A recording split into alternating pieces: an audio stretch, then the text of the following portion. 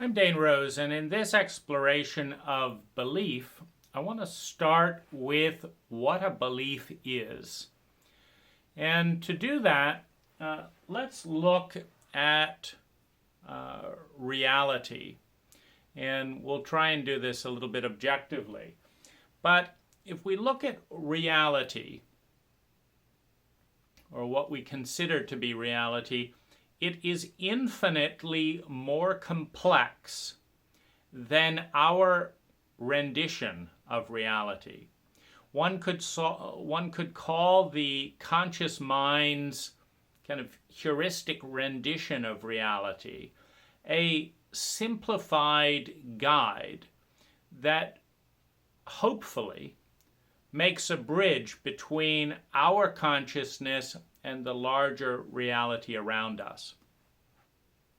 Now, to give a sense of that, if we look at reality, let's take the reality of a human hand, for example.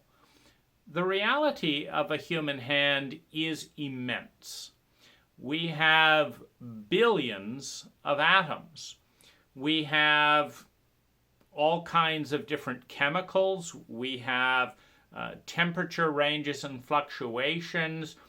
We have a variety of sensory perception that allow us to experience the hand. For example, the nose has a scientific instrument that measures vibrations and then transforms them into a symbol of those vibrations called smell. So we smell a human hand, and the smell captures like a photograph through the scientific instrument of the nose. We can hear a hand, particularly with a little bit of a bit of vibration. But if our scientific instruments, known as human ears, were significantly more refined, we could actually hear the singing, the oscillating movements of the various components within the hand. Our scientific instruments, known as human ears, do not measure the sound that acutely. And so we have to rub the hand in some way in order to hear anything and digest the hand through the lens of the human ear.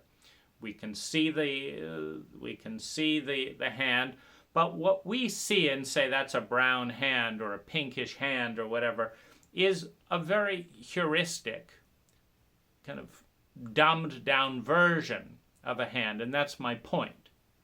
A computer with a good enough graphical lens could literally divide the colors in my hand into 100 million distinct different colors.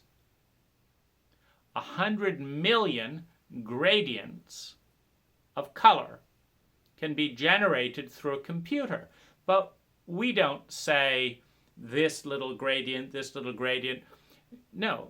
What we do is we create dumbed down versions of reality, and we say, this is a hand, it's pink, it's warm, that's good enough for me. And this is the distinction. Reality and a dumbed down heuristic model or version of reality. So reality is over here, and it is infinitely complex. And just to give you a sense of how big it is, aside from the more than 100 million distinctions in the color gradients within just the hand, let alone all the distinctions within a ring, etc., there are more than 100 million gradients in temperature in the human hand. Meaning there is a temperature gradient that measures the range of temperature out at the extremity of this finger versus in the palm, or out at the edge of the skin versus in the vein. So you have, within this, you have a gradient, a range of temperature. And that temperature range can be dissected into more than 100 million distinctions. Then you have the endless shapes of all of the different textures. One could literally take these imprints called fingerprints and stuff, and if one microscopically zoomed into enough of them, they become valleys and mountains. And into the different microscopic variants in those valleys and mountains, suddenly you have an almost infinite journey that a laser beam could travel through, that almost like, you know, the kind of data one gets from a Blu-ray DVD, as one would sculpt the landscape of the hand. But we don't get any of that. Now, we only see the hand through 5 scientific instruments: sight, sound, smell, taste, touch. That's how we observe the hand, through 5 scientific instruments captured within our own body. Now, that's not to say that the hand does not exist on other dimensions. One could take a Kirlian photograph of the hand and see the hand in another dimension through the human eyes. But what about all the senses that haven't been given to us? What about the sense of volatility? You know, there is an instrument that can measure volatility in rhythms, but we don't have a direct scientific instrument that's doing that. So we're not paying attention to the volatility of temperature or the volatility of color or the volatility of movement directly through a volatility instrument. We're doing it by cross-referencing our different senses, etc., to a very crude degree. So if a hand is literally bigger than the universe in terms of all of the different dimensionality one is capable of perceiving, every instrument in the world, you know, degrees of radioactive activity, the 50,000 chemicals created by human beings, how many of them are in the hand? The deterioration rate as the hand ages with time. One can literally spend an entire lifetime measuring 1/10 of the dimensionality of 1 minute of the human hand, and still have reams and reams of data to collect. That's how big reality is. Now, our conscious mind can't deal with reality at that degree of complexity. And so it creates what would be called a heuristic model of reality. Now, what this means is that what we deal with is not reality. It is a map of reality, very much like a Google map. A Google map is not reality. The fact that you can point on Google and say, good Mexican food, has nothing to do with the full dimensionality of a great dinner. It's a heuristic model that is good enough to get you in your car or vehicle to the restaurant. It is not the restaurant, and the restaurant is not the food, and the silverware is not the food, and the ambiance is not the food. So, just like Google Maps creates a map of reality and says, you're here on the map, and Mexican restaurant is over here on the map. You say, over where? It's like, that doesn't exist. I'm not going to step into my phone. No, but it's a model of reality. It's good enough to get you from here to there. And that's really what our personal reality is. It's a model that relates to enough data points on reality that can allow us as consciousness to get from here to there. So, infinitely complex, depending on our capacity to hold distinctions. Simple heuristic model. Now, the simpler our model, obviously the more dull reality is. If, for example, we reduce the entire Mexican restaurant experience to a Google map, I went to that Mexican restaurant. What does that mean? Well, it means I drove my car from my house over to the restaurant. Well, did you eat anything? No, I didn't eat anything. Did you go in? No. Did you spend your money? No. Did you have a drink? No. I got there. And I visited 100 restaurants. I saw all their parking lots. That's a pretty narrow dimensional version of reality, so it's not very interesting. Once we introduce sight and sound and smell and ambience and timing and the music in the background and who we were with, well, then it gets a little bit more interesting. And so in our model of reality is on a continuum between boredom and chaos, between boredom and overwhelm. On the other, on the one hand, we have a reality version that's so crude and small that we can barely, show any interest in it because it's dull. There's no resonance, no harmonies, no dynamism in that version of reality, in that map of reality. Now, once you bring in 5 senses, it becomes a more interesting map of reality. I didn't just walk on the street, I tasted the street. I didn't just, walk on the street, I smelled the street, I looked at the street, I moved, I touched things, and this happened, and this, and it becomes more engaging as our map of reality, which is by all objective measurements a tiny rendition of reality. Because in reality, there are infinite observing and measuring devices.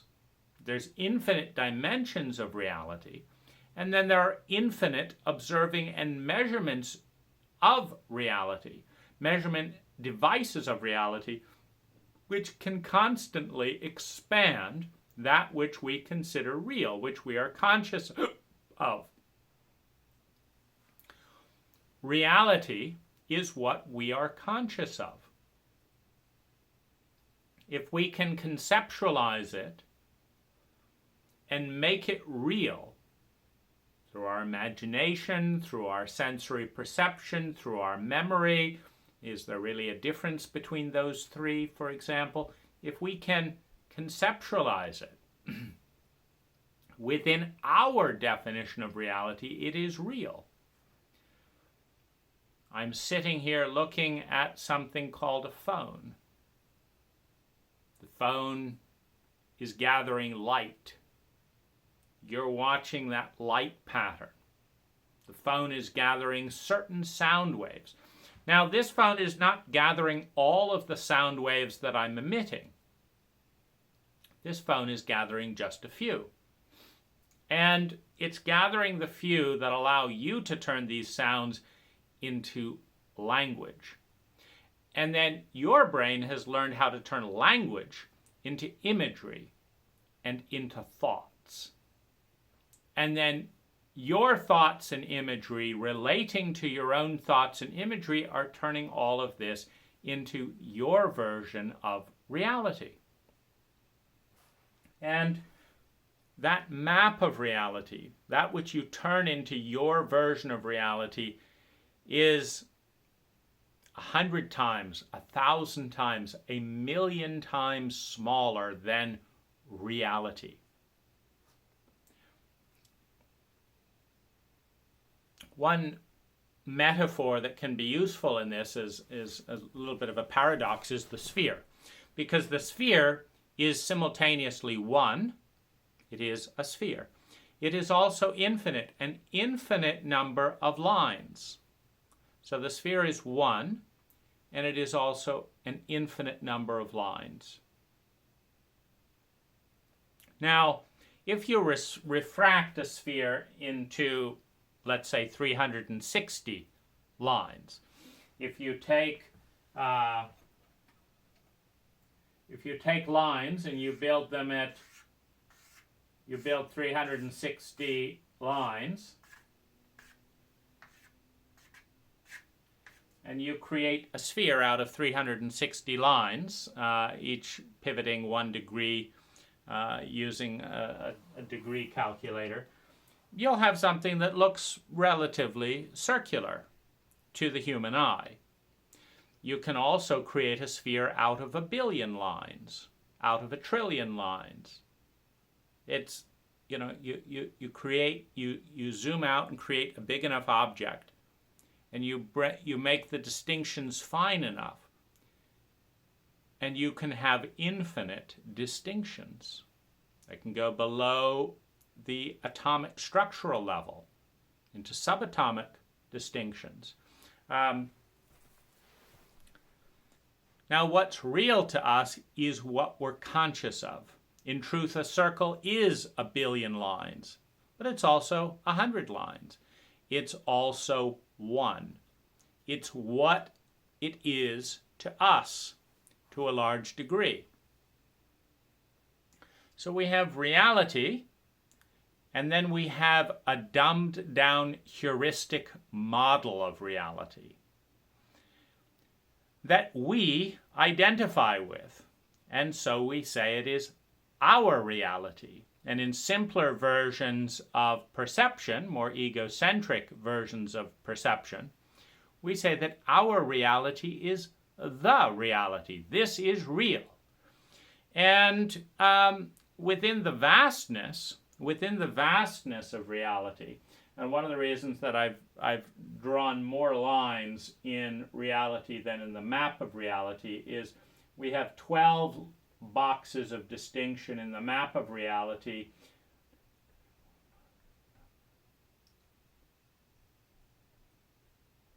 So, and we have 42 boxes in reality, just to kind of illustrate the dumbing down process that comes when a vast complexity enters a very narrow set of dimensional planes and then is reduced down to a low resolution. The human brain has a hard time remembering more than 10 numbers. And so even a phone number, we'll usually break them down into 3 and 4, groups of 3 and 4, and then we can remember a few of those, and we remember a phone number. But it's a pretty low resolution when you consider all the billions and billions of numbers that are contained in a single human hand, that we reduce it to, 5 fingers, right? Or 4 fingers and a thumb and a palm. That's a nice, comfortable level of distinction. So we have reality, and we have our map of reality that we call reality. And we confuse the two. We don't honor just how big reality is and just how flexible it is.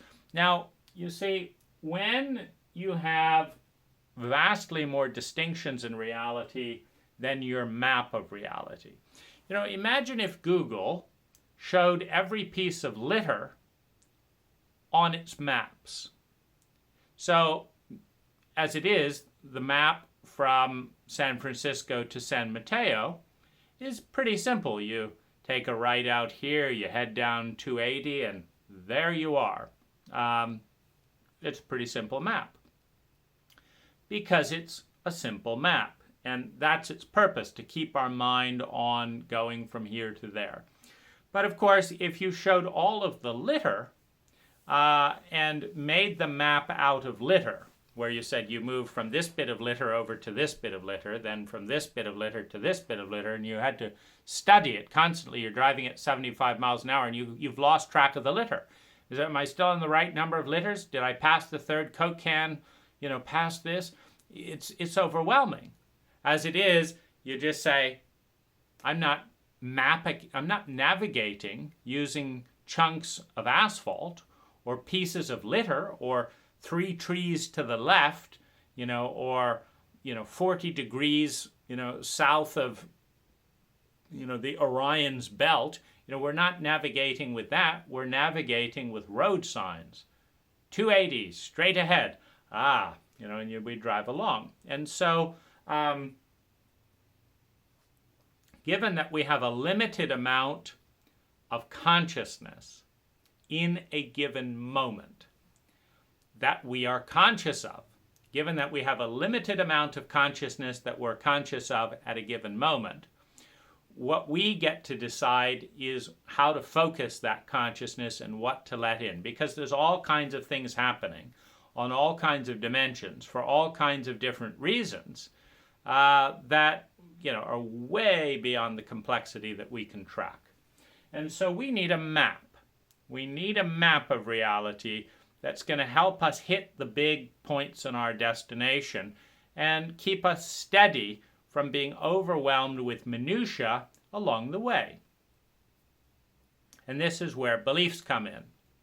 Beliefs are heuristic, simplified versions of reality. For example, the belief, people are basically good. It's incredibly simple. People? What people? Africans? Taiwanese? Thai? Danish? What people? What people? Well, people. Well, they're not the same. What about the people who have been abused? Are they generally in temperament the same as the people who haven't been abused? What about people in the 14th century? Are they the same as people in the 19th and 20th century? What about women in the 2nd century AD? Are they the same as women in the 4,000 years BC? And what about the women that lived in Tahiti versus the women? Are they the same? So who are these people when people vary by geography and they vary by time and they vary by race and by gender and they vary in wealth? And so people is a map. It's like taking the whole town and putting a little dot. Thank you, Google. Here's San Francisco. That's not San Francisco. What are you talking about? Is that the restaurant, street? No, it's just San Francisco. And it's a very simplified version. And so beliefs are simple guidelines that hold the space for a much more complex reality, but that are useful as navigational tools. So the belief, people are basically nice people if you leave them alone or don't hurt them or corner them and all that, is neither true nor not true. There's plenty of evidence if you look here and here and here to support that, and there's plenty of evidence if you look here and here to say that that's erroneous. But it's a useful thing for me at this moment in time. So let's dive into a little bit more about what beliefs do and why they're useful. One of the things they do is regulate energy, particularly emotional energy. When you have a belief, you have feelings about what you believe. For example, if I can convince you that you are going to die in 10 minutes, as soon as you believe that, you will have different feelings than if I tell you and you believe that in 10 minutes someone's going to walk in and give you $1 billion. In 10 minutes, you're sitting here watching this video, in 10 minutes there's going to be a knock on the door, ding, ding, ding, ding, ding, and $1 billion. Or in 10 minutes, there's going to be a knock on the door, ding, ding, ding, ding, ding, and blood and guts shoot 'em up. No more you in corporeal form. So if you believe something, your feelings change in response to that belief. If you're, a highly spiritual person who has learned long ago that money, is the root of all evil, blah, blah, blah, blah, blah, then you may be filled with dread when you anticipate suddenly getting your billion. It's there, it's yours. You wanted to be poor and spiritual and all that, and there you're stuck with your billion. And well, it may be horrendous. Like, what am I going to do? How can I crawl out the bathroom window and escape this heinous burden that's going to destroy my evolutionary cycle? So, how do we do it? And all that's of course belief as well. If I believe that money is terrible, and I believe that it's not spiritual, and I believe that spiritual is good, and I want to be spiritual because I want to be good because I believe that good people are treated better than bad people, and I want to be treated well, so the only way to be treated well is to be spiritual so that I'm good, so that good people are treated better than bad people. Well, now, I'm being sullied by this horrendous burden of $1 billion of sin. If I believe that everyone who's rich has stolen it from the poor, and now I'll be a thief. Someone has stolen all that money from the poor, and now they're giving it to me, and I'll be responsible for the poor people who were stolen from, and all my evolution will collapse. So, that is a whole matrix of beliefs, and they create feelings, panicky anxiety. What am I going to do? How do I give it back? So it creates belief. And one of the interesting cycles in the terrain of beliefs is you have beliefs create feelings, which combined, a belief and a feeling, creates an action. Now, our actions create our world. Meaning, if I take this ring off, that's an action. If I drop it on the floor, I've just created a floor with a ring on it. Our actions create our world. If I pick the ring up and put it back on, I've now created a reality in which there's a hand with a ring on it. Our actions create our reality. Our beliefs create feelings, which when combined with beliefs lead to actions. Our actions create our reality. Now, our reality creates our beliefs. And so there's a chicken and egg type of dynamic. On the one hand, what we believe informs what we feel, which informs what we do, which creates a world around us. The world around us creates belief in, so for example, drop it on the floor, I look down and I say, there is a ring on the floor. I believe there is a ring on the floor because every time I've seen a shape like that on the floor and I've lifted it up, it fits onto my finger. It has a glossy silver finish that reminds me of what? A ring. It has a stone that reminds me of what? A ring. Every time I've seen glossy finished objects around that size, it has fit nicely on fingers. We call it a ring in our culture. Now, some other culture may call it a wang bang, because in their language, there is no word ring, there's a word wang bang. But it's the same basic idea. If they pick up a wang bang and put it on, you also have a ring. You have something circling a finger that gives people a sense of aesthetic beauty, which is also subjective, of course, because we believe that rings are beautiful for the most part. And so we all look at different rings and say, oh, that's nicely sized, because we have an idea of size, and there's a certain amount of belief in all that. But there is a dynamic where beliefs create feelings that create actions which create reality. And then reality, repeated multiple times, leads to belief. For example, my belief that I can make a point about gravity has led me to pick up this slipper. I believe that I can make a point about gravity. Now, the reason I believe I can make a point about gravity is that every time I drop this slipper, it keeps falling. So this happened thousands of times with thousands of objects.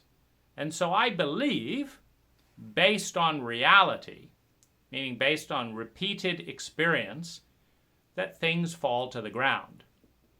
So I believe that I can demonstrate that reliably in this situation, because there's never been a time in the whole history where I have dropped my slipper and it hasn't fallen down. So I'm counting on reality to make my point here. I believe things fall down because they fall down. So this is an example of where reality is forming belief. Now, in other situations where if I believe that I will make more money building a bigger house than a smaller house for whatever reason, I'm going to build a bigger house. And if I make money, I'm going to tell people, because I believe it, that the reason I made money was I built a bigger house, and that's why I made money. Well, that will leave other people who believe that money is good, not the meditation person we talked about earlier, but someone who believes that money is good and they want money and blah, blah, blah. So they hear all these people saying, build a bigger house if you want more money. So then you see the belief leading to the reality. More and more bigger houses coming out of this belief that things make money. Now, it's a very interesting question. What comes first? Does belief come before reality, or does reality come before belief? And there's no correct answer, because to answer that question is too simple. It's too simple. It's different in this situation, it's different in that situation, etc.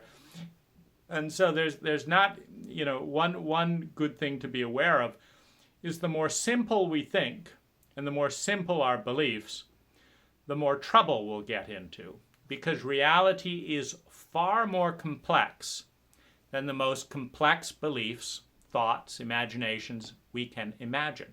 Reality is far more big, more complex, more dimensional than we can possibly imagine, let alone believe and articulate.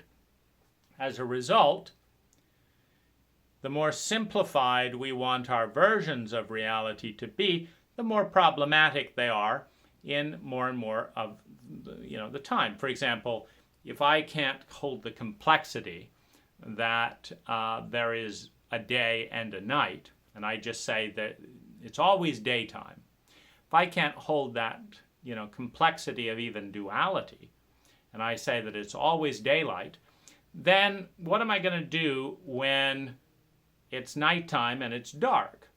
Well, I can just tune that out and pretend that that's not happening. But it's going to be somewhat problematic, because 12 hours of the day I'm going to be bumping into things that don't really make sense. Why am I bumping into things 12 hours of the day if it's light out all the time? You see, I'm going to have trouble with a simple version of reality, because it's not going to be a good map of reality. Remember that beliefs are structures in the creation of a rendition of reality within the conscious mind. They're structures in the creation of a rendition of reality, a heuristic model of reality, a Google map of reality.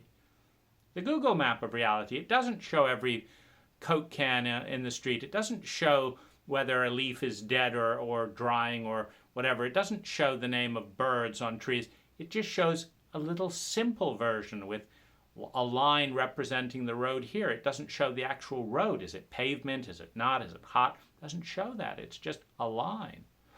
And so the simpler the version of reality, the more surprises there are, because reality is not simple. It's highly complex. And so we create beliefs to navigate reality, a little bit like maps.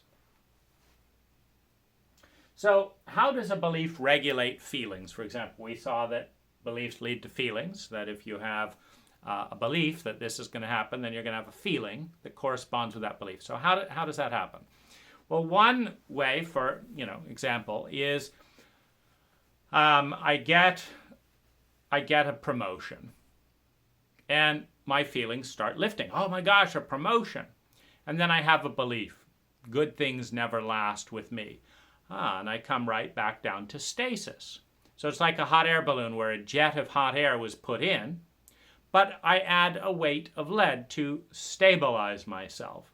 So there's more hot air in the hot air balloon, it wants to take off. But now there's more sandbags or lead in the hot air balloon, it stays where it is.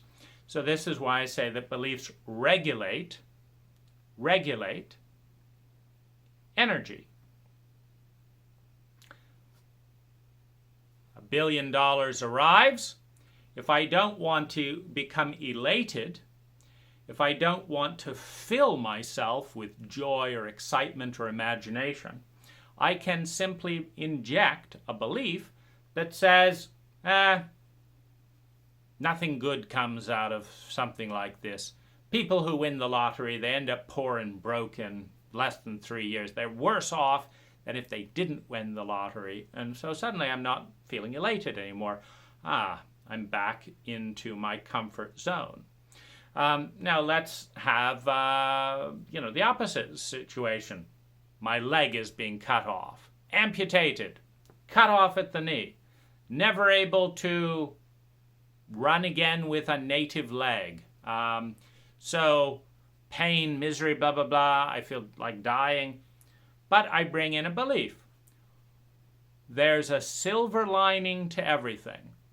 I'm not quite sure what it is, but I believe it. All things change. Nothing is permanent. Let's focus on that story. There's this wonderful story where, this happened, and then everyone said how lucky they were, but then because of that thing, this other bad thing happened, and everyone said how unlucky they were, and then because of that, something else happened. It's a fun parable about the fact that there are positive and negative consequences to just about everything. There are positive and negative consequences of just about everything. So belief is used to regulate feelings, among other things, to regulate thoughts. I'm getting really depressed. I know, I believe that we'll get better. Now I feel better. I'm too happy. This is not going to last. I feel worse. I'm regulating energy. So this is one function of reality, to regulate energy. Another function is to make parts of reality conscious. Because through the infinite complexity of reality, which is too much for us to bear, we overlay a grid of a simplified version of reality where what we're conscious of is that which shows up on our grid. And so beliefs bring certain things conscious, depending on what beliefs they are and how we utilize and place them. They make certain things conscious.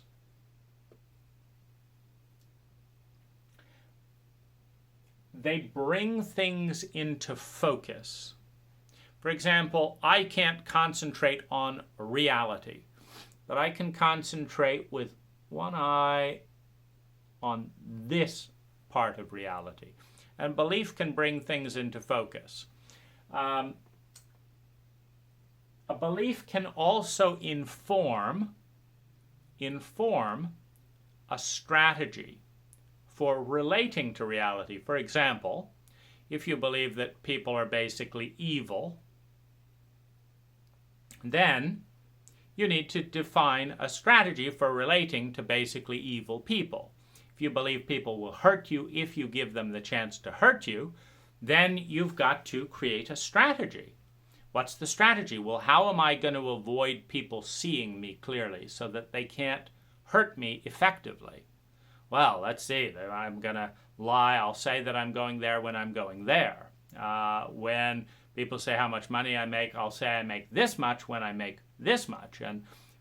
So I'm going to hide, because if people see me clearly, given that they're basically evil, I'm going to be hidden.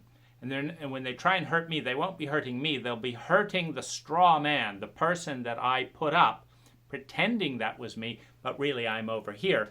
And the reason I'm hiding is because I believe people will hurt me. What people? African people, poor people? People will hurt me. I don't have the sophistication to break it down. They will hurt me in this situation. They will hurt me in that situation.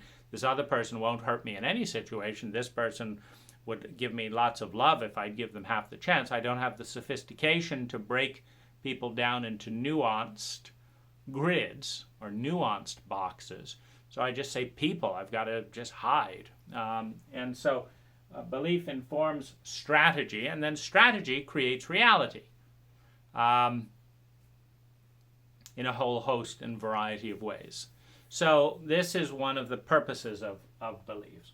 Beliefs in many ways form this simplistic grid that we superimpose on reality, and it's very similar. Like a computer will break the color spectrum down into 256 million colors. Well, that's too complicated for us, and even that is a mere pittance of the amount of color that's really out there. But that's too complicated. So let's just say red, green, blue, yellow. I can hold that. I can, say 7 colors. I can even say 20 colors, but 256 million, no. So we're going to lay a simple version of reality. We're going to superimpose it. And all the variation that's going on in this square, this square, this square, this square, and this square, we'll just put it all into there. We'll say the upper right-hand corner rather than 256 million data points on just the color light spectrum alone. We'll call it the upper right-hand corner. I can remember that, the upper right-hand corner. That's what's in there. That's the bad corner. That's the good corner. And we're not going to get into anything too sophisticated. So a belief is helping us break things down into hopefully useful doorways to relate to reality. Now, there are a couple of things, there are a couple of distinctions within beliefs that are good to be aware of. Now, why do we want to be conscious of beliefs at all? Well, consciousness gives us the ability to influence, both positively and negatively, relative to our particular values and goals. So if we're conscious of something, we can direct our impact. We can direct our energy with positive and or negative results. And so if we can be aware of the ways that beliefs create reality, we're pretty aware of the way that reality creates beliefs, in a variety of ways. But if we can be aware of the way that belief creates reality, then we can use beliefs like spices to consciously regulate and create a wider range of reality than we're doing so at the present, which ties in with the definition of intelligence. Intelligence is the efficiency with which energy, time, money, and natural resources are transformed into human well-being. Well, if a belief that we consciously choose accelerates the efficiency of turning energy into human well-being, we are more intelligent. We are demonstrating more intelligence. So a couple of distinctions. One, is the belief conscious or unconscious? Now, what's the distinction here? Well, every single thing that we are doing because we feel certain things, one. And every single thing that we are feeling because we believe certain things. So, is it conscious? What we're saying is the belief conscious. Are we aware of the belief and the feelings that are leading us to the actions that we're taking, one, and then two, are we conscious of how the actions we're taking are leading to the reality that we're creating? Is it conscious? Now, the next important area to look at is, does it correlate? Meaning, Google may be a simplified version of reality, but the real question is, does it correlate? When you're driving south on 280, does it say that you're on 280? Or does it say that you're on 360? Wait a minute. Google thinks I'm on Highway 360. I'm not on 360, I'm on 280. Now, as soon as you know that, as soon as you know that I believe this thing, but this thing is actually happening, you know that the belief doesn't correlate with the present rendition of reality. I believe that people are jerks, but someone just loaned me $10 who doesn't even know me. Someone else helped open my car door. So there's something wrong with my map, because those are not jerky things to do. So what am I going to do? What am I going to cling to? Am I going to expand my map to be more complex? Some people are jerks some of the time. Or am I going to go crazy and say it's a horrible thing to do to open the door for someone? It's a horrible thing to loan someone or give someone money. It's a horrible thing to say a nice thing about someone. People are jerks, and I just didn't realize how horrible they all were because, it turns out that loaning people money is a jerky thing to do, and that they just did that. What a jerk, And so, am I on the terrain? Is my dumbed down map of reality through the lens of my beliefs helping me connect with reality, or is it driving me insane? Are we sane is another way of looking at it. Does it correlate? The GPS says I'm on 360, I'm on 280. No, it doesn't correlate. Now, you need to know that because a belief is incredibly dangerous if it is not correlating with reality. Particularly if your reality is superior to your beliefs by your own value metrics. So if you say joy is better than pain, most people prefer joy to pain. So if you say joy is better than pain, and your reality is more joyful than your beliefs can accommodate, one. And so you're getting the map of your conscious mind is feeding you depression and misery, etc., and thus destroying the joy. Well, it's not a useful belief. It's not a useful map if it's taking you out of a gorgeous garden area into a highly polluted area that you don't want to go, but telling you paradise is just around the next bend. Addiction is often, an example like that. You'd have your first, dose of crack or opium or cocaine. It's like, good stuff is down this way. So you take some more, and then it gets dimmer and dimmer, and you take some more, and it gets darker, and take some more. And it's like, that's a bad map. The more I go down this way, the worse I feel. Oh, well, you need to know that, and it's one of the most important responsibilities of any individual is to understand that their version of reality that they call reality is a 90% dumbed down version that is highly convoluted within the framework of beliefs and thoughts and tensions and this belief at 5 years old and this belief at 10 years old and all the dissonance and stuff.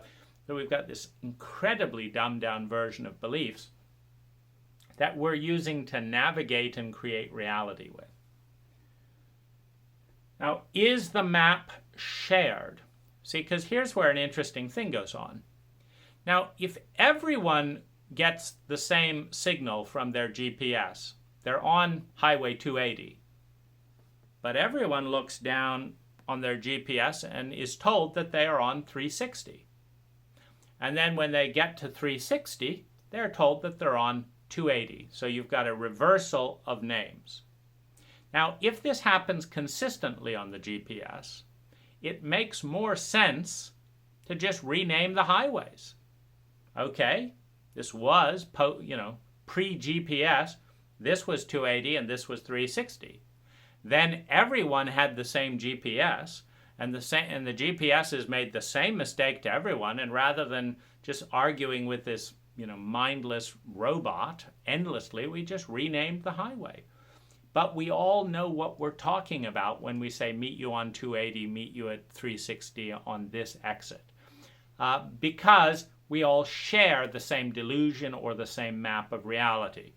Meaning everyone believes the Pope is always right and da-da-da-da-da.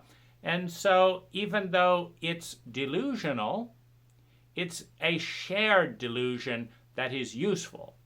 You can make jokes that everyone will understand. You can refer to the Pope and say, Holy Father, and everyone knows why he's holy. Because he's a guy and up at the pinnacle and da-da-da-da-da. Because it's a shared map of reality. It may not be a very good map of reality, but everyone has the map. And so, you can call up someone and say, that point at the left-hand corner of the map, what's up with that? And they say, yeah, I wondered that too, because they've got the same fucked up map that we do. Is it a shared version? Subjective and objective is another distinction around beliefs or maps. Because, for example, if you say, am I having a great life? You put one person in the same situation, they say, I'm so lucky, I'm so fortunate, this is a great life. You put another person in the exact same situation and they say, this is miserable, da-da-da-da-da-da-da, this is a shitty life. So that's somewhat subjective. But what about the belief in the health effects of arsenic? So if you give people a gallon of arsenic on a regular basis, how many of them live? Now, if you have a belief that people thrive with gallons of arsenic, how much of reality do you have to ignore before that belief becomes challenged by another belief that arsenic kills people? And so the subjective and objective nature of belief is important to clarify, because in objective versions, for example, outside temperature, the health effects of arsenic, whether shooting people with 45 millimeter guns generally enhances their well-being or kills them, those types of things are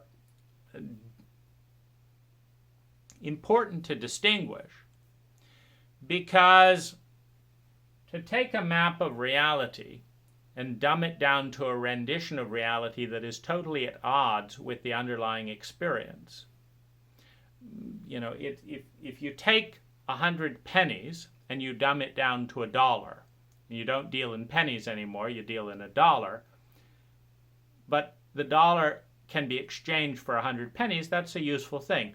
If you take 100 pennies and just do a white square of paper, well, the 100 pennies are more useful when it comes to buy something. You're diverging from the underlying map of reality. So one distinction with beliefs is, does it relate to something that is objective?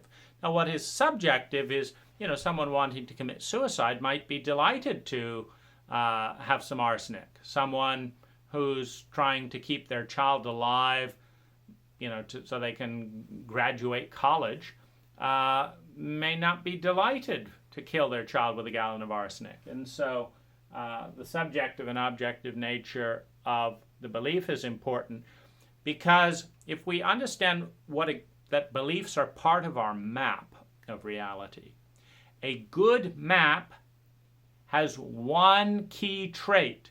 It correlates consistently with reality. So a good road map has a line that shows where every road goes. That's a good road map. A bad road map leaves off whole sections of the thing. So it looks like, in 2 exits we turn right. But the map left out 4 whole exits in between those 2 exits. So because it left out that data, what you think is the next 2 exit it's not actually the place to turn. So it's a faulty map of reality. Now, the worst things about beliefs is not whether they're positive or negative. I believe that tomorrow is going to be painful. I believe that tomorrow is going to be joyful. The worst type of map to have is a map that is so dissociated with the underlying reality that you do the exact opposite thing. In other words, you don't pay your rent on time, and then you invite your landlord over for a party, thinking this is going to be great. Landlords will be so appreciative of the fact that I haven't paid my rent that we should be getting on like gangbusters. I mean, this is amazing. I did it as a favor. I knew landlords didn't like having rent on time, and so I specifically didn't pay my rent just to kind of build a little rapport, invest in our relationship. Well, that's a fucked up model of reality. Meaning if you take 1,000 landlords and don't pay any of their rents and expect them to be cheerful about it, the number of actual landlords that will be cheerful is minuscule compared to the number of angry landlords taking action to evict you. And so you want, and so you could say, well, that's such a downer. Why not be positive? Why not pay your rent and positively focus on the fact that 1 out of every 1,000 landlords is going to say, I noticed you didn't pay your rent. You must be going through a hard time. Let me give you money to stay in my house, because if you're going through that amount of hard time, and I've been collecting rent for 30, 40 years now, I've got hundreds of thousands in just money laying around, nothing to do with it. You're such a good person. Let me give you an extra 5,000, and don't bother paying your rent next month either, because who needs rent? I've been waiting for a tenant all my life who wouldn't pay their rent, and finally my prayers have been answered. So 1 in 1,000 might say that. If your beliefs are big enough to expand for that slim possibility, but most of them are going to be pissed. Now, if you believe that everyone's going to be happy when you piss everyone off, the problem is not whether you're excited about that belief or that. The problem is you have a version of reality that is so dissociated with actual probability fields within reality that it'd be as if someone put a painting of the roads around you on your windscreen that had nothing to do with the roads around you. So you're driving with a paper all over your windshield, and you've got your little heuristic model of reality, and you say, okay, if I want to avoid that pillar on my painting on my windshield, I'm going to turn left here. The only problem is, once you peel back the paper that's blocking the windshield, you're actually turning left on a bridge off the bridge.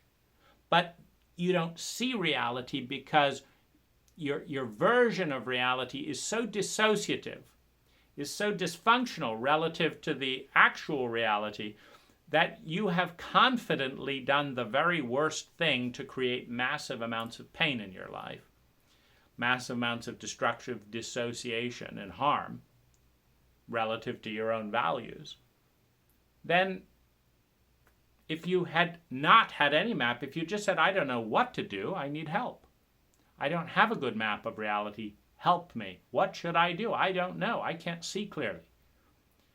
In other words, if you can't see clearly and you don't know what a good map of reality is, being humble and going slow is intelligent.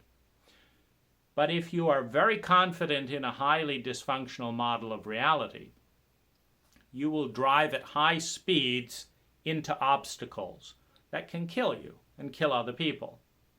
And simultaneously, if you have a great version of reality, but you doubt it, or someone else, you believe in someone else's map of reality who doesn't know what they're doing, it's damaging. So the subjective and objective nature of the belief is important to distinguish. It's a dimension of belief. Now, the degree of complexity is another dimension. So as you can see, we cannot grasp the full complexity of reality, so we create dumbed-down versions. However, the more sophisticated our model, providing it doesn't overwhelm us, the more intelligently we're going to be able to navigate. For example, what if Google could tell us that we were just about to hit a big pothole? What would we do? We would slow down. In the slowing down, we would brace for the shock, and we would navigate through the pothole more gracefully with less pain and shock. Would that be useful? Yes, it would. If Google could identify every piece of litter on the map, would that be useful? Not really. Potholes, yes. Litter, no. But the degree of complexity in certain objects determines the level of grace that we travel on or travel with. Now, the intention of the belief is a component of the belief. For example, if I want to rip off my boss, I might feel bad about that. And let's say I want to rip my boss off. I'd like to charge him for hours I didn't work. I feel a little bit crappy, though, if I believe that my boss is a nice guy and da-da-da-da-da. I feel a little crappy cheating him. So, I know, I still want to cheat my boss, but I feel a little bad if I believe that my boss is a good guy. So let's bring in a belief here that says that bosses are horrible people. They deserve to be cheated because they have been cheating poor people for thousands and thousands of years. So, I'm now going to steal from my boss as an act of public service because someone has to take back what has been stolen by these horrible people. Now, they may smile and do this and that, but that's only because they're trying to steal more money. They're manipulating poor people deliberately. And so that's a belief that I'm going to use to steal more money and transform it into a virtue. The world would be a better place if more people stole from their boss. If more bosses could be poor and go out of business, the world would be a better place as well. And if we could all steal from our bosses, then they'd all go bankrupt, and then we'd all be unemployed, but we'd have plenty of money because we stole it. And so we wouldn't have to work. Wouldn't it be wonderful? So the intention of the belief is an important dimension because our belief makes certain actions more. There are certain actions that are more compatible with certain beliefs, i.e., bosses or horrible people are more compatible with the action of stealing than bosses are kind, loving, wonderful people who should never be stolen from, but I'm going to steal from them anyway. So the intention of the belief. Another distinction or dimension is it flexible? So, is your belief dogmatic? Meaning, this is good because I said it's good, and I said it's good because it is good, in a more religious sense of dogma, of this is the word of the law of the Lord, and so you have to do it because it's the word of the Lord. And it's the word of the Lord because they said it was the Lord. Don't you understand? Didn't you hear? He said, I'm the Lord. I'm the Lord. And then he said this, and that means the Lord said that. And so you want to break the will of the Lord, but it's like, well, what if he's wrong? What if it got mixed up in translation? What if he had a hearing problem when he was talking with the Lord, and the Lord said, eat your couscous, but, I heard, go forth and multiply, or, whatever, because, the language, that we were talking in at the time was very close, couscous and multiply, and very similar words, and so I got confused, and then people didn't realize that in the later translation. So it didn't occur to anyone that they said eat your couscous, but I thought they meant create over population. So is it flexible? Does it deal with reality? Meaning, is your belief something that you say, well, people are basically good, but as far as I can tell, you are a mean son of a bitch at this time in your life and in this arena. So, people are basically good, but you are a mean son of a bitch at this time and in this location and in this interaction as I can, experience that. Is it flexible? Can I get where I want to go? Is a very important question around belief. If you look at the full complexity of reality, one of the things that emerges is that all beliefs are true under some circumstances from certain perspectives. So all beliefs are true from some circumstances and some perspectives. People are jerks. Yeah, in some circumstances and from some perspectives, people are jerks. It's very hot outside. It's way too hot. Yeah, in some locations, given your temperature comfort ranges, it is way too hot for you. I'm very poor. Yes, relative to X, Warren Buffett and you are very poor. Or I'm very wealthy. Yes, you have a rich abundance of talent and You're wealthy in talent and joy. And so every belief is true in some situation some of the time. All beliefs are true. Does this belief at this time take you where you want to go? For example, you have a great job opportunity. You believe it's hopeless. It's so hopeless, why go to the job interview? Why waste your precious time when you know it's going to fail? So you don't go to the job interview. Well, if you want to be unemployed, that belief will take you where you want to go.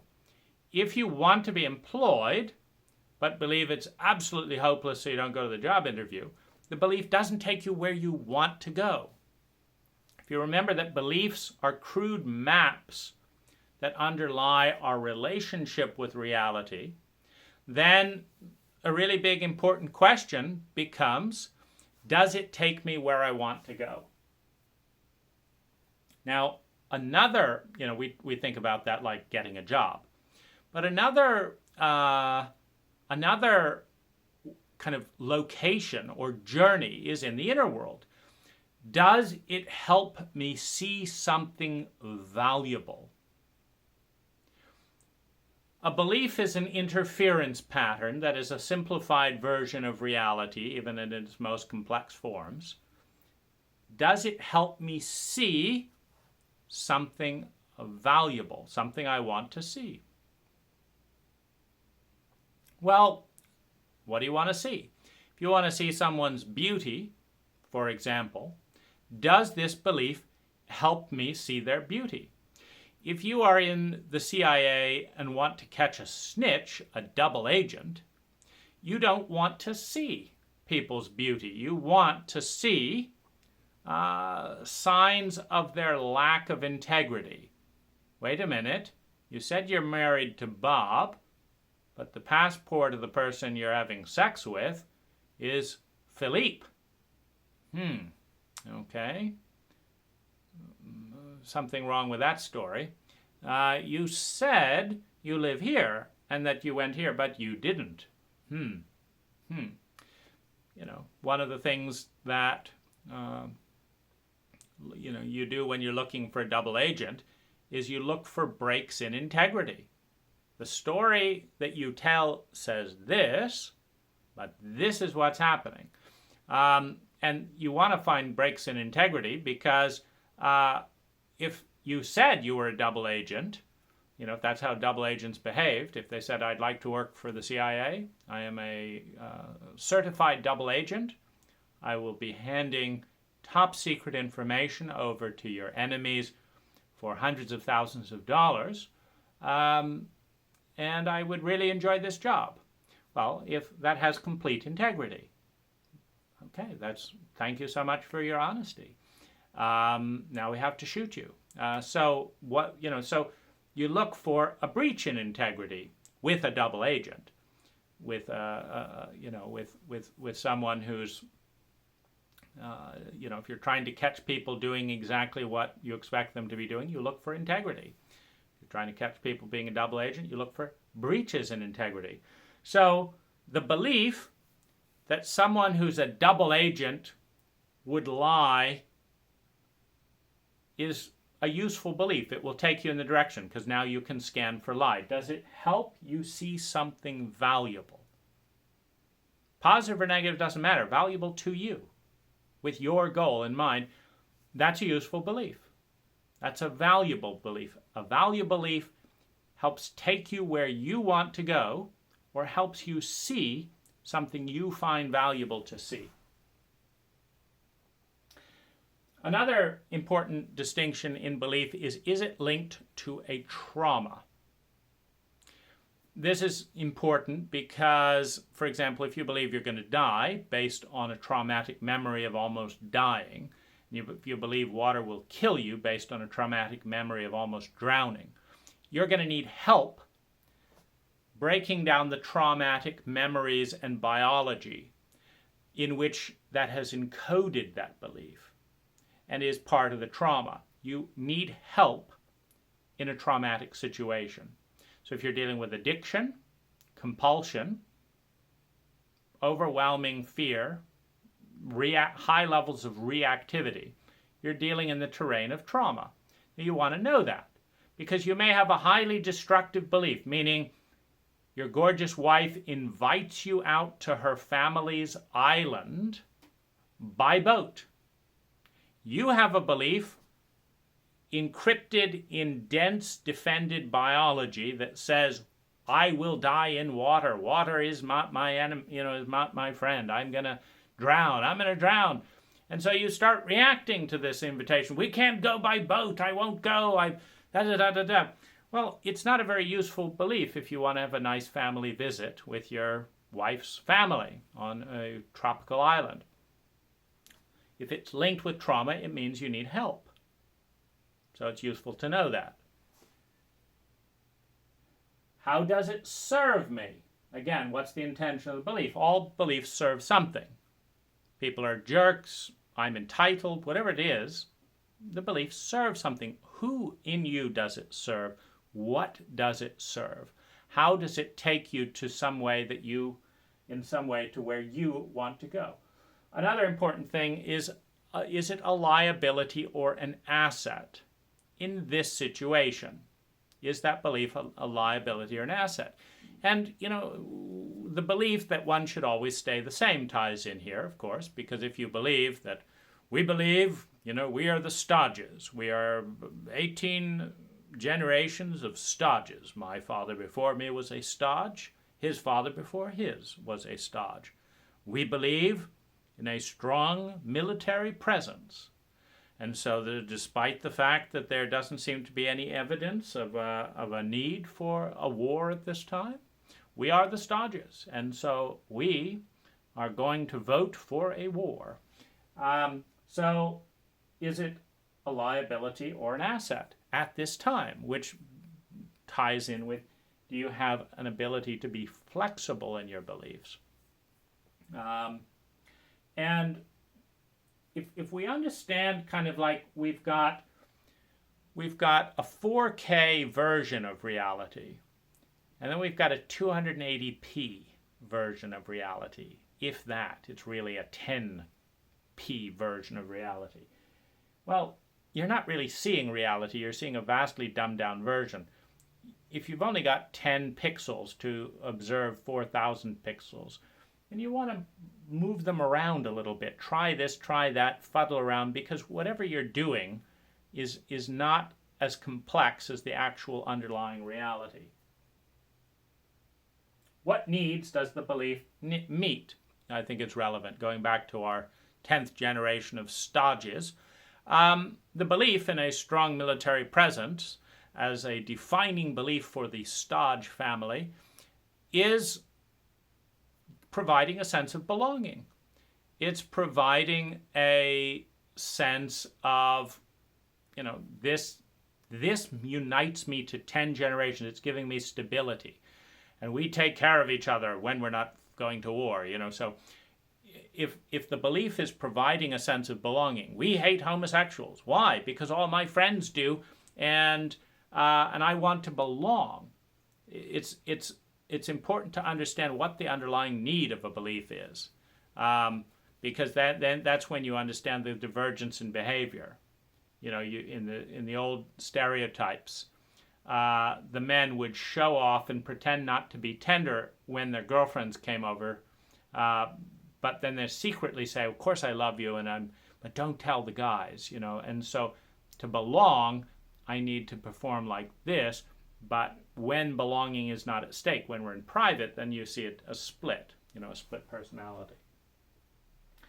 Does it help me succeed in successfully relating to reality?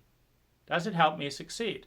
For example, if I'm going in a court case to someone and I understand that they're terrified, and they are terrified, and I understand that when they're terrified, they attack, and they do attack, then understanding that model of reality is useful, because I've got accurate data is another way to look at it.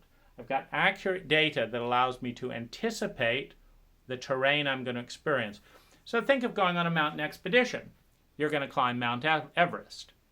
And you believe there are palm trees up there. All you have to do is, by hook or by crook, get up all those snowy glaciers, bring the shorts, bring the, tequila, etc. There's palm trees, there's a pool up there. You have a completely faulty version of reality. So you're going to get up there, and if you stick with your dogma, you're going to unpack your swim shorts, and you're going to be dead. A useful model of reality is one that helps you accurately anticipate the terrain you will encounter. So if you're climbing Mount Everest and you read 10 different stories of climbing Mount Everest, you read the weather forecast, and you pack the things that the most successful people climbing Everest have packed.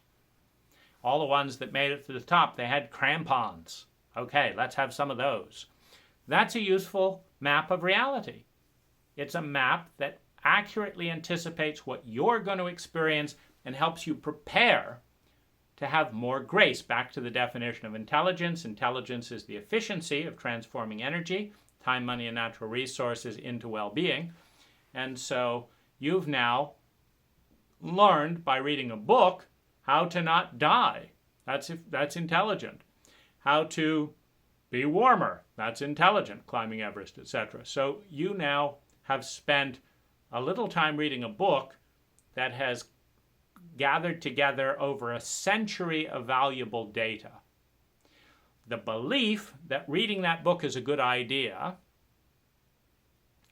is an intelligent belief. Meaning, and this is ultimately, when you look at reality, you can say, well, my individual reality might have been different. Like, I might have jumped off of a bridge and developed wings and been, celestially born up into the angels. How do you know? Why are you standing in my way? Statistical data is useful in understanding probability fields. Meaning, if 1,000 out of a total group of 1,000 died drinking a gallon of arsenic, it's a useful belief that drinking a gallon of arsenic will kill you, because it seems to do just that 1,000 times out of 1,000. There's not much room for negotiation there. It's not like half of them died and half of them didn't.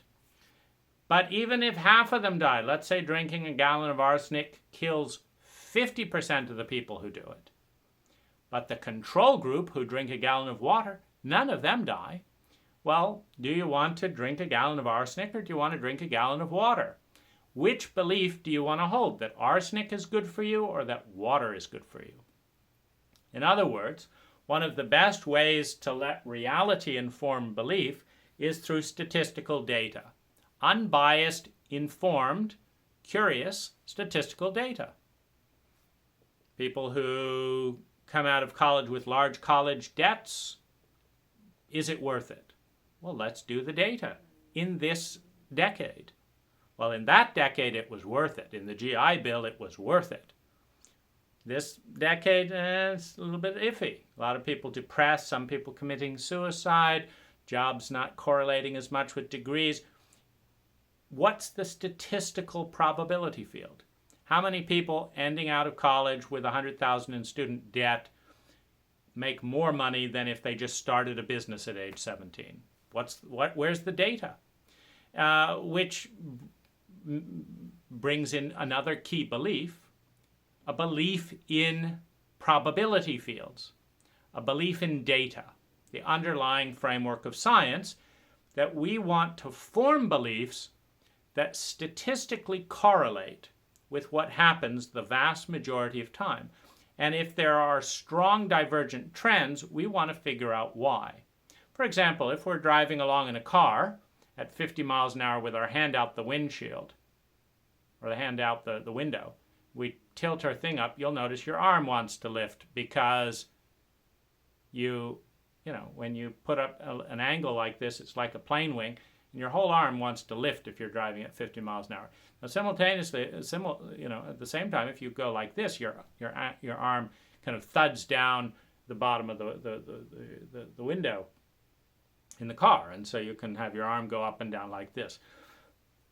Now, if you have the belief that the angle at which you put your hand when it's out the window will determine whether it goes up or down, that's a sophisticated belief that pretty much encapsulates the data. Meaning, has there ever been a time in the history of experimentation where someone driving forward with their hand out the window tilted like this and their arm went down? I've never felt it. I've never experienced that. So it's a pretty comprehensive belief. And so the problem we get into, the problem that we get into is when people with agendas or with a lack of sophisticated consciousness and intelligence try and predict a complex future with very simple beliefs. For example, since most people raise their hand, putting their hand out of a window, most people raise and rise up. Someone might form a belief, if you put your hand out the window, your hand will rise up, because most people lift their fingers a little bit and feel the rise. But that's not a complex enough belief to be useful, because someone else might, I said, I put my hand out the window and it went down. Well, it can't go down. It always goes up. No, I put it out and show me. And then you develop a more sophisticated model of reality. Oh, you're right. My goodness, if you flip your hand down, your whole arm goes down. And so you have the evolution of beliefs. But at its core, a belief is part of a technology of creating a simplified rendition of reality that by its very nature is not complex enough to comprehend and hold and realize the totality of reality. And so its value in its simplified form, much like a map, is, does it simply and clearly guide me where I want to go? Psychologically, physically, financially, relationally, spiritually? Does it take me where I want to go? And the more simplified and crude our beliefs are, the more we have to find choices like, well, this belief is great for making $1 million, but it's very poor in giving me spiritual connection with the divine. I have to choose, because I have such a simplistic model of belief. If I believe this, I can't believe this, and this one gives me a rich sense of abundance and spirituality, but I'm broke, and this one gives me an easy $1 million, but I feel a little guilty and shitty. And those, I feel like I'm stuck between those two beliefs. Which one do I need to be? So maybe I believe this more when I'm broke and I make some money, and then when I've got my money, I then be more spiritual, then I lose it all. And because beliefs can be refracted infinitely out of the circle and get very close to the true complexity of reality, or they can be refracted into black and white. This is the good way, and that's the bad way, and that's the way it is, and that's the way it is because I believe it, and I believe it because that's the way it is. Can't get more dogmatic than that. And so you're pretty much stuck once you find yourself in that pit. I hope you've enjoyed the journey, and I will see you some other time.